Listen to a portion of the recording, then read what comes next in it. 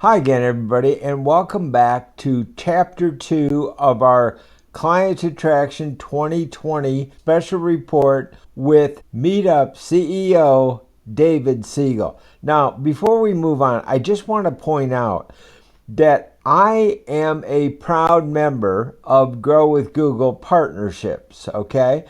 And I use the free tools in G Suite to create this video special report. I just want everyone to know there are a lot of ways to create videos today. You don't need to be on camera. You don't need to worry about a lot of different things like lights, camera, action necessarily. There's a place for those great videos, but they are not always required to get to client attraction. So I just want to point these out to you. I want you to know there's a lot of great ways to attract new clients today. Now let's get right back to our Client Attraction 2020 interview with Meetup CEO David Siegel, where I'm telling him about how I created my Keys to Success show. It's funny, years ago, one of my mentors at NBC in New York, when I was leaving to go to CNN, he said to me, Mike, anything you want to do in life, come up with an idea for a show for, pitch that, and then get paid to do the thing you love. So that's what I did. I went to Yes. CNN, I pitched them. I went to Bel Air and I thought, how do all these people get so rich?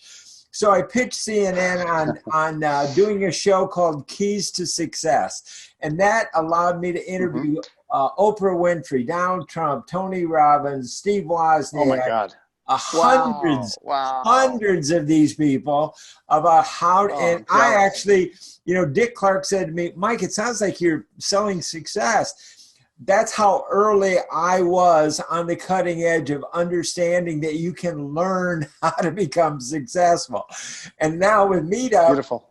if you become a Meetup organizer, that's how you can get paid to do the thing you love today in this gig economy. So well said. The stories that I will tell. So, for example, Brian Armstrong. Brian Armstrong is the CEO of Coinbase.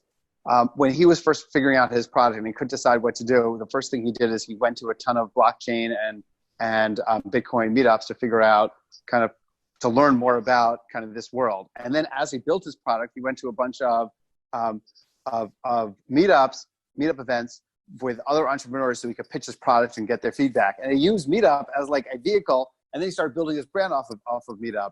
And then there's numerous authors. Sunil was telling me about the author of Rich Dad Poor Dad, who also created meetups in order to kind of build their kind of philosophy and brand, around meetup. Because at the end of the day, nothing's more compelling than getting a captive group of people in a room together where you could have direct conversations with that captive audience. And the problem is that it's impossible to get through the clutter of digital. And what Meetup enables is people's full attention. And the world has changed where no one has full attention to anything anymore. And people's attention spans are like minuscule, but Meetup enables people to actually be in front of each other and grab that attention. So, I mean, it's really at the intersection of where people can build passions, people build a career in passions, and getting people's full attention. There's so much there, especially around the gig economy.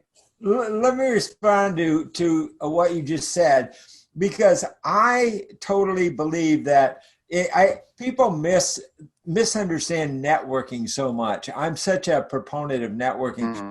And I say to people, look, if you wanted to learn how to fish and you went to a group of fishermen, what are you going to talk about? You're going to talk about fishing and learn how to do it.